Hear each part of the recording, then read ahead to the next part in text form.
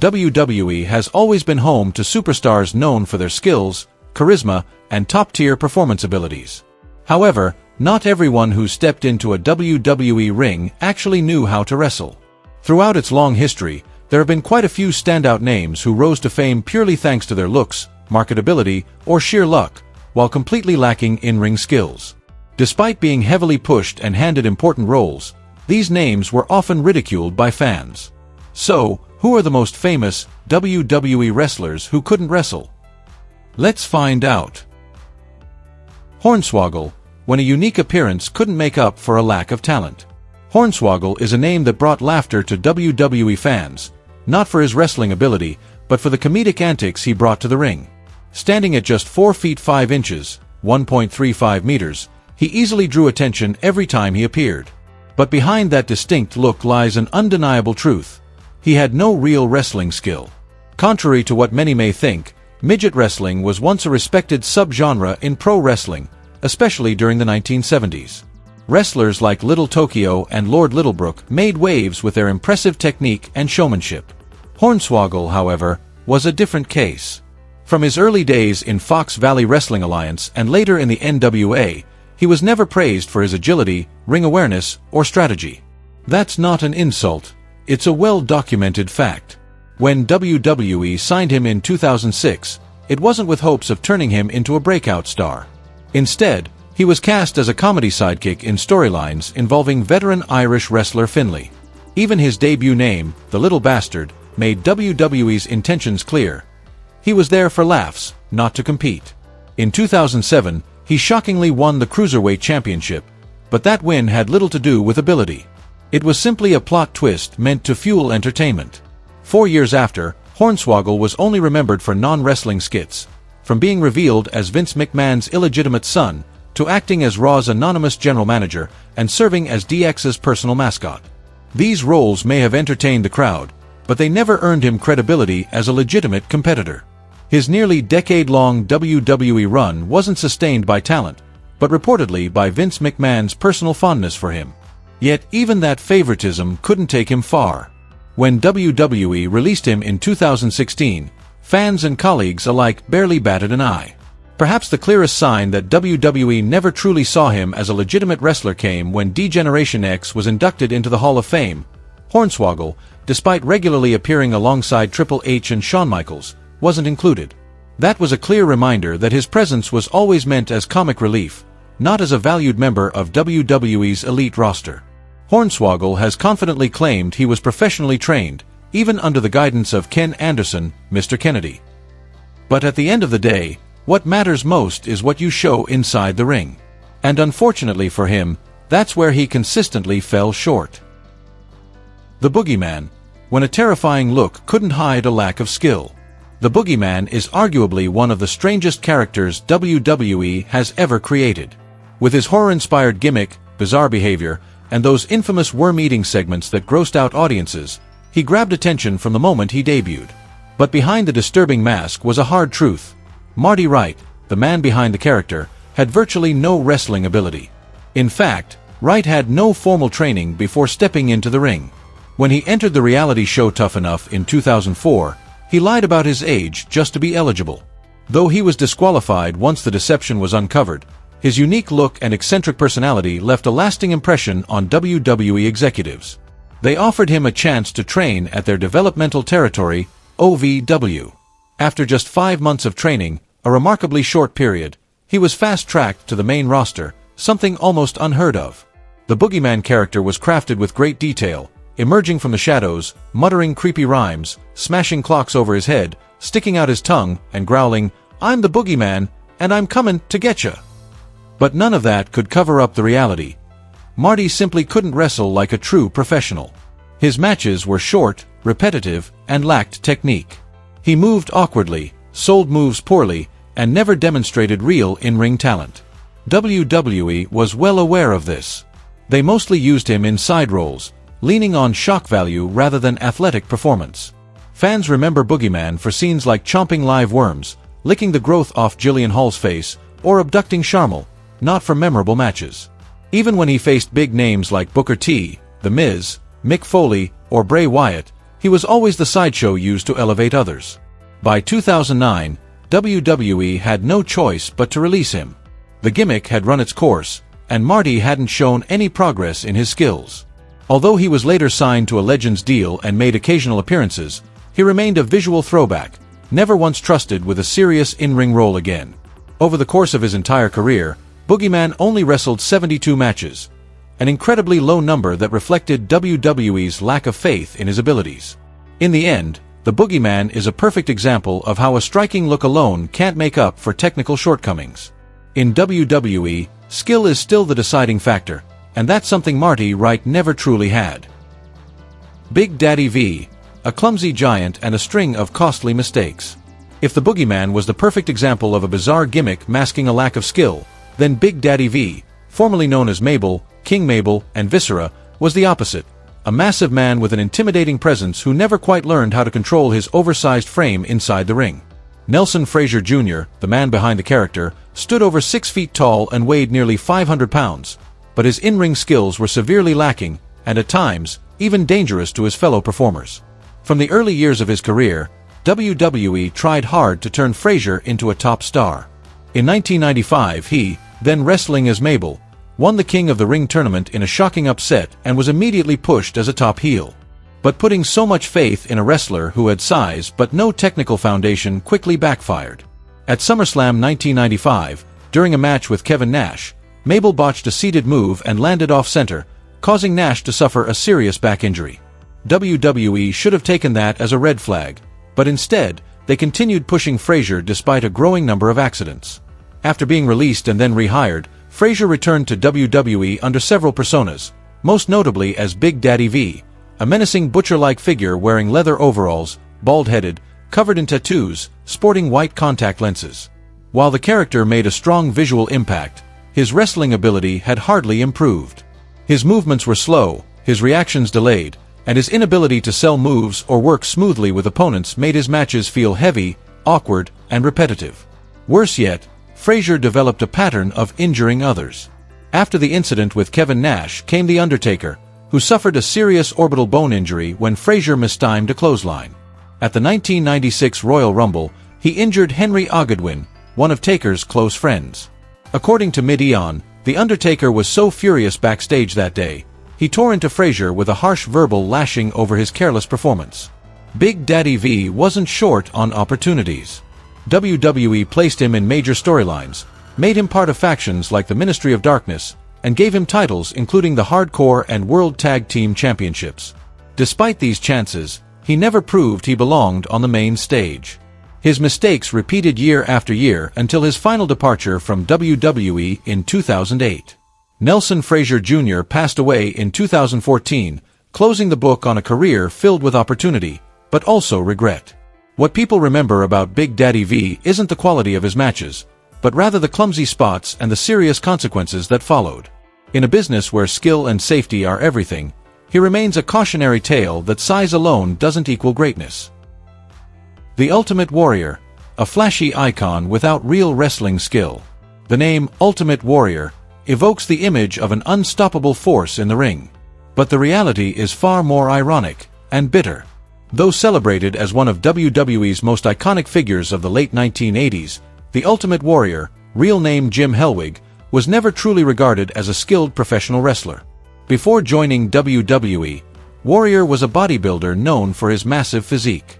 Alongside Sting, who would later become a WCW legend, he started his wrestling career in WCCW as part of a tag team called the Blade Runners. While both men had standout appearances, they lacked basic in-ring training, and for Warrior, that deficiency would follow him throughout his entire career. He arrived in WWE in 1987 and was pushed immediately. Within just 2 years, he became a 2-time Intercontinental Champion and made history by defeating Hulk Hogan at WrestleMania 6 to win the WWF Championship. But anyone who's ever watched a Warrior match knows, they were short, shallow, and usually over within minutes. Why? Because he had no real grappling skills, no ring psychology, and no understanding of how to tell a story in the ring, an essential trait of any great performer. Even legends like Ric Flair didn't hold back their criticism. Flair recalled a title match with Warrior in Winnipeg, Canada, where the late Pat Patterson labeled it the worst championship match I've ever seen." Rick could only respond with a wry smile, "I know, I was just in it." He wasn't alone. Bushwhacker Luke, who knew Warrior from his Blade Runner days, once said both Warrior and Sting in their early years were two bodybuilders who didn't know how to do anything except flex. Warrior was, in many ways, the perfect product of WWE's body-obsessed era. But inside the ring, his skill level was virtually non-existent. He lacked stamina, had sluggish reflexes, and struggled to work with opponents. Legendary commentator Jim Ross once said putting Warrior in a long match was like playing with fire, because once he got tired, he became a danger to others. The bigger issue was his personality. Warrior was notoriously difficult to work with, arrogant, self-centered, and unwilling to listen. Many backstage sources said he only cared about maintaining his physique and ignored every other aspect of the craft. Some even claimed he had outright disdain for the business, demanding top-tier pay while giving little in return. After being fired in 1992 over pay disputes and alleged steroid use, Warrior made a forgettable return to WWE in 1996, then moved to WCW, but failed to make any real impact. From there, he pivoted to public speaking, comic books, and gradually faded from the industry. His brief return in 2014 to be inducted into the Hall of Fame was his final appearance. He passed away just days later. In the end, the Ultimate Warrior was far from the ultimate anything. He remains a prime example of how an impressive look and iconic image can never replace actual skill inside the ring. And to many within the industry, Warrior is remembered as a man who had the look, but not the substance. Eva Marie. When looks couldn't cover up a lack of in-ring ability. Remember Eva Marie, the fiery redhead who briefly set WWE abuzz in the early 2010s? With her stunning looks and movie star presence, she seemed destined for the spotlight. Yet, she's more famously remembered for a title no one wants, the worst wrestler in WWE history.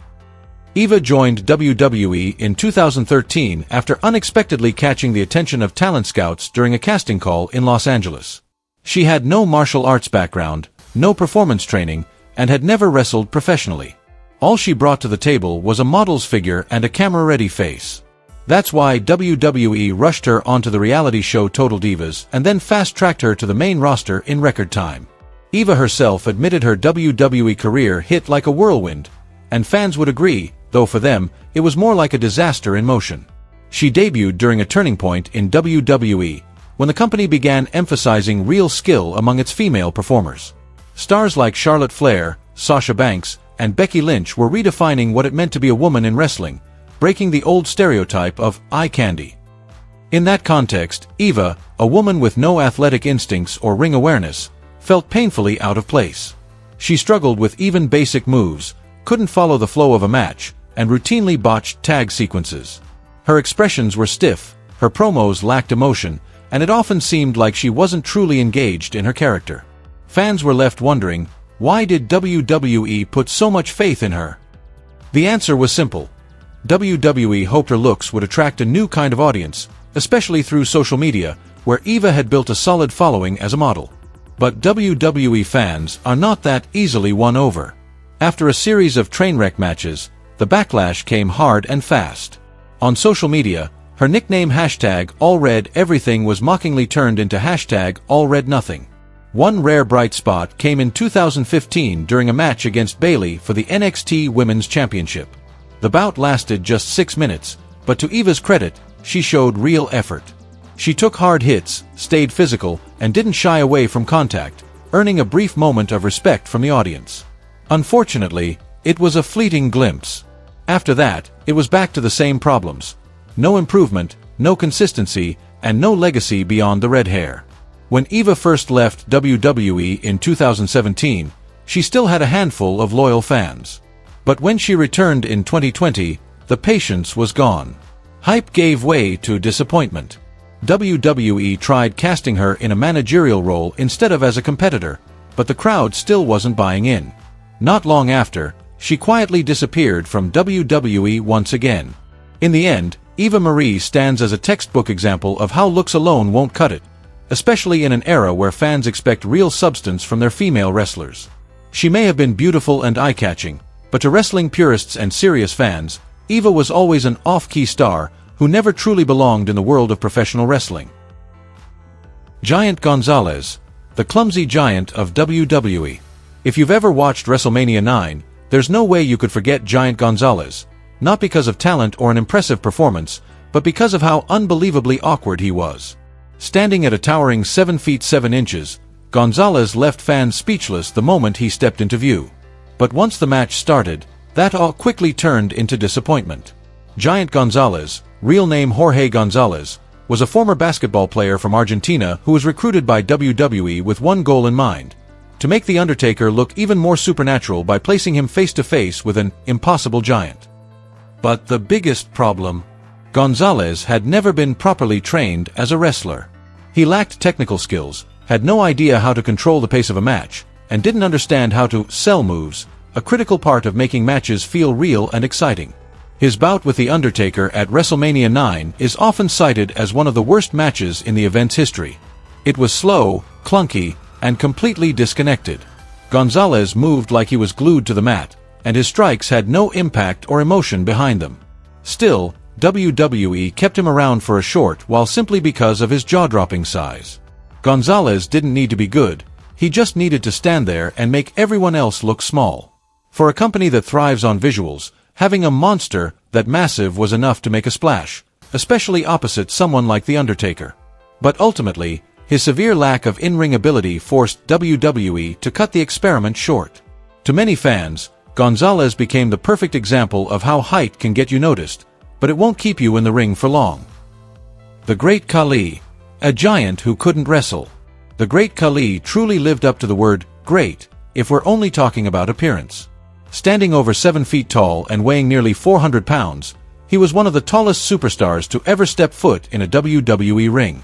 With a body that massive, it's no surprise WWE saw him as the perfect monster to go up against top stars, especially The Undertaker. But from the moment Khali entered the ring, everything was downhill. He was far too slow to keep up with the pace of a match, had almost no coordination, and most critically, he didn't know how to fall. His selling ability, essential for making a match exciting, was practically non-existent. Worse yet, the language barrier made it hard for him to deliver promos or connect with the audience, turning every backstage segment or mic appearance into an awkward, lifeless mess. Even so, WWE pushed Khali hard, so much so that he was crowned World Heavyweight Champion in 2007. But everyone knew it wasn't a reward for his skill. It was Vince McMahon trying to capitalize on Khali's image as a giant from India to break into a new market. In truth, few people even remember his title reign because it lacked any real excitement or quality matches. Toward the end of his career, WWE started using him in light comedy roles with minimal physical action, like the time he was defeated by Hornswaggle. It was the company's way of keeping him on TV without risking injury to others. Khali is the textbook case of how a striking appearance can launch you to the top, but without real talent, you won't stay there for long. Kelly Kelly, a gorgeous icon who was useless in the ring. If others on this list could blame their shortcomings on size, slowness, or lack of proper training, Kelly Kelly was a completely different case. She wasn't bulky or physically awkward. In fact, she had a background in gymnastics and was once a cheerleader, qualities that should have given her agility, reflexes, and decent bumping skills. But reality told a different story. A lifelong WWE fan, Kelly described getting signed in 2006 as a dream come true. But from the start, she was placed in the Extreme Exposé group, whose sole purpose was dancing and looking good alongside Layla and Brooke. That might have been fine if it stopped there. But for some reason, WWE started pushing her as a legitimate diva, putting her in title matches and even having her win the Divas Championship in 2011. The problem? Kelly had virtually no in-ring skill. Her matches lacked speed, connection, and, most importantly, emotion. Even basic moves like clotheslines or bulldogs looked weak and half-hearted. Her attempts at selling were like mistimed choreography. Audiences could clearly see her lack of confidence in how she moved and expressed herself. Mic skills? Not much better. Whenever Kelly had to cut a promo or carry a storyline, her nervous expressions and unconvincing voice made everything feel awkward. To be fair, Kelly herself later admitted she was never ready to be a real wrestler. In short, Kelly Kelly represented a time when WWE still prioritized looks over talent. She was beautiful, attractive, and eye-catching, but had no business being in a real wrestling match. Sable, a seductive icon with no real wrestling skill. Mention Sable and you're talking about one of WWE's most iconic sex symbols of the late 90s. She drove male fans wild with her revealing outfits and was one of the best-selling cover models in Playboy history. During the chaotic and explosive Attitude Era, Sable perfectly embodied WWE's rebellious and provocative image. However, when it came to actual wrestling ability, Sable had little to offer. Her matches were more performance than competition, focused on visuals rather than technique. While she did win the WWE Women's Championship, that title run had more to do with grabbing attention than showcasing real wrestling talent. Sable didn't know how to control the pace of a match, her execution was bare minimum at best, and her selling was poor. Many of her matches felt like badly staged scenes where her opponents had to carry everything to keep fans from walking out mid-show. Still, WWE kept her in the spotlight for one simple reason: Sable had star power. In an era where TV ratings and merchandise sales were top priorities, her presence alone kept male viewers glued to the screen. And that alone was enough to justify her place in WWE, even without the skills of a professional wrestler. Amos, a modern giant who lacks the basics. Standing nearly 7 feet 2 inches tall, Amos walks out from behind the WWE curtain like a living wall. He looks like a final boss straight out of a video game. His sheer size makes almost any opponent look like a middle schooler by comparison. That's exactly why WWE had such high hopes for him, expecting Amos to become the next-gen giant to follow in the footsteps of legends like Big Show or the Great Khali. But there's one major problem: Amos can barely wrestle. Debuting in 2020 as AJ Styles' bodyguard, Amos was quickly pushed to the main roster and even won the Raw Tag Team Championship. But anyone who's seen his matches could spot it instantly. Everything about him is slow, clumsy, and emotionally flat.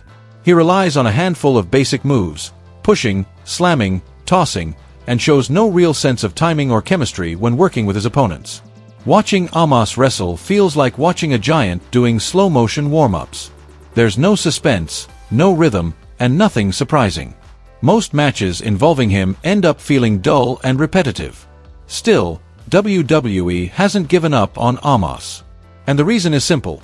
The company always needs a big man to help elevate smaller wrestlers, and his freakish physique is something you just can't teach. Even without real skill, Amos is a strong visual asset, at least until WWE finds the next giant who can actually wrestle. Looks might get you noticed, but skills are what keep you around. And for the names we've mentioned, it's clear they got further on luck than on actual merit. Looks can leave a strong first impression, but skills are what truly keep you in the game. If you enjoyed this video, don't forget to like, subscribe, and turn on the bell to support Wrestling Sphere.